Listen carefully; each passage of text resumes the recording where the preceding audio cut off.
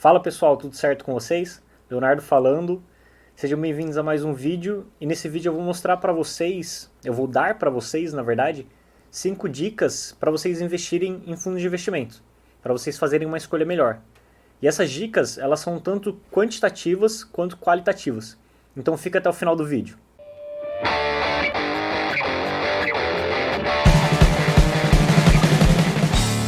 O fundo de investimento, ele funciona mais ou menos como um condomínio.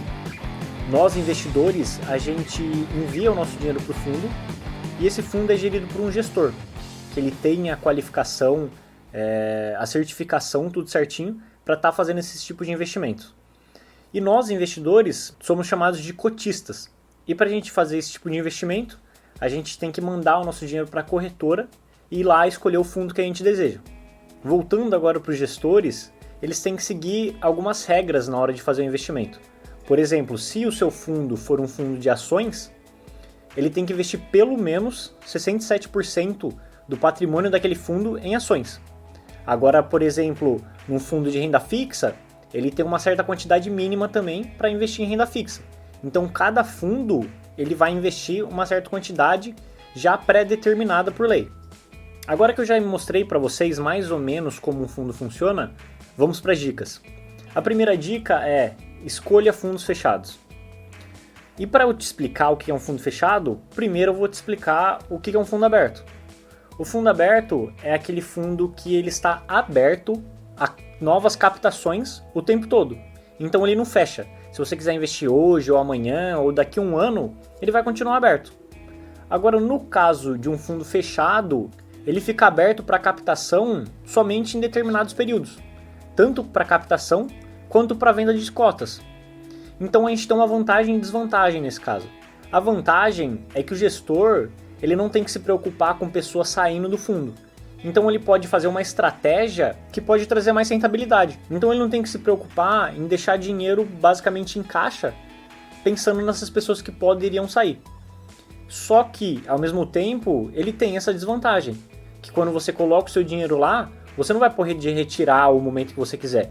Vai ter períodos específicos para você fazer essa retirada. Agora, a segunda dica que eu dou para vocês é: verifiquem o histórico do fundo.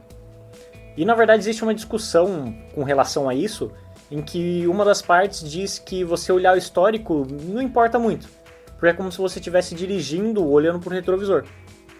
Porque um gestor, ele pode ir bem, mas em qualquer momento ele também pode fazer alguma coisa errada. Agora, o outro lado fala que a gente deve sim olhar o histórico para a gente ver como é que o gestor se comportou, por exemplo, em momentos de crise.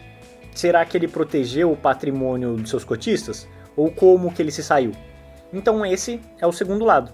E eu acho muito importante sim que vocês olhem o histórico. Apesar de ter um certo fundamento nas pessoas que dizem que não faz tanto sentido, eu acho que é melhor você olhar do que não olhar. Aí nesse caso, você tem que olhar históricos que tenham pelo menos 3 anos, para você ter uma base, como é que aquele gestor foi durante esse tempo. E eu tenho que fazer uma observação para vocês. É que os fundos de ações, eles são voltados para o longo prazo. Então esses gestores, eles fazem estratégias para o longo prazo também. E você pode ter um certo prejuízo no curto prazo, até porque mesmo as ações elas oscilam no mercado. Só que o que acontece? Tem muita gente que ela investe, quando esse fundo está performando mal, ele troca para o outro que está indo bem. Daí quando esse começa a ir mal, ele troca para o outro que está indo bem. Então ele fica pulando de um lado para o outro. E estudos já mostraram que isso não é bom para o nosso dinheiro. Até uma experiência própria, eu tenho um fundo que até uns anos atrás ele estava entre os top 3 do mercado. Só que veio a crise agora da pandemia e ele acabou performando mal demais. Só que como eu sei que as estratégias são para o longo prazo, eu não saí desse fundo. Porque eu sei que o gestor é competente, ele já demonstrou isso em outras épocas. Então meu dinheiro continua lá sem problema nenhum. Então é isso que você tem que ter em mente se você for investir num fundo de ação.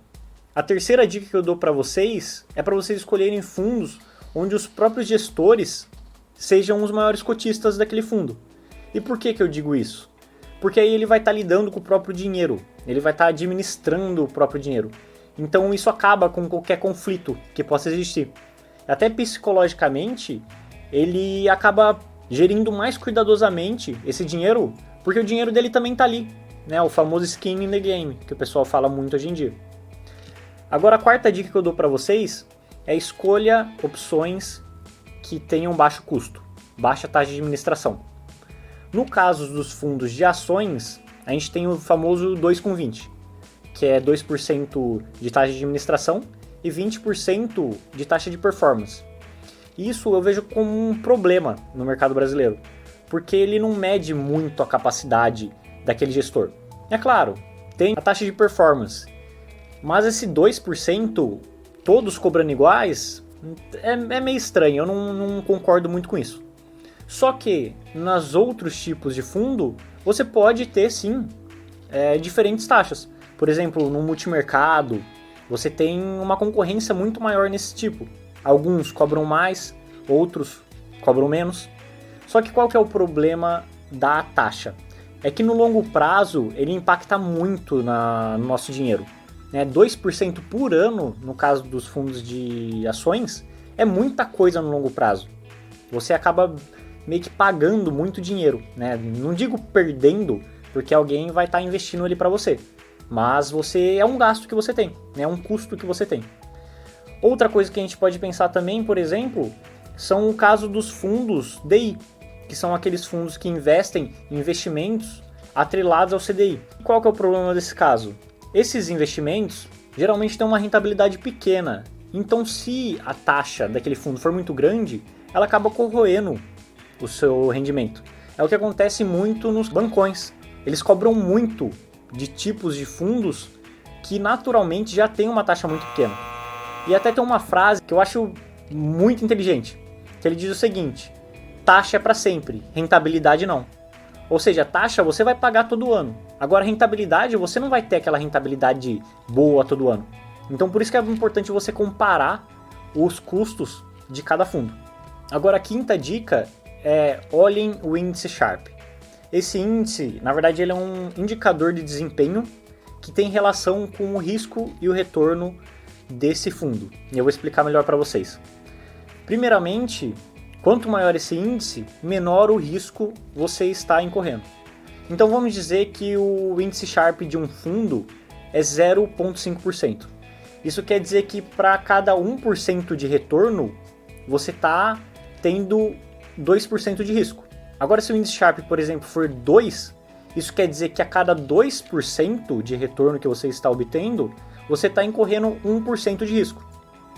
Então, se por um acaso você for comparar dois fundos, né, que eles performaram muito parecido, só que um ele tem uma oscilação muito grande e o outro tem uma oscilação muito pequena, claro que você vai escolher a de oscilação menor, porque você está tendo a mesma rentabilidade. E a gente pode ver isso através desse índice Sharpe, porque ele vai te mostrar, né, qual dos dois tiverem o maior índice, quer dizer que eles vão correr menos risco pelo aquele mesmo retorno. Então é isso, pessoal. Espero que vocês tenham gostado desse vídeo. Se vocês gostaram, dá o like da riqueza aqui, segue o canal e nos siga também no Instagram, se você quiser receber notícias referentes a finanças pessoais, investimentos e negócios. Tá certo? Até a próxima, grande abraço.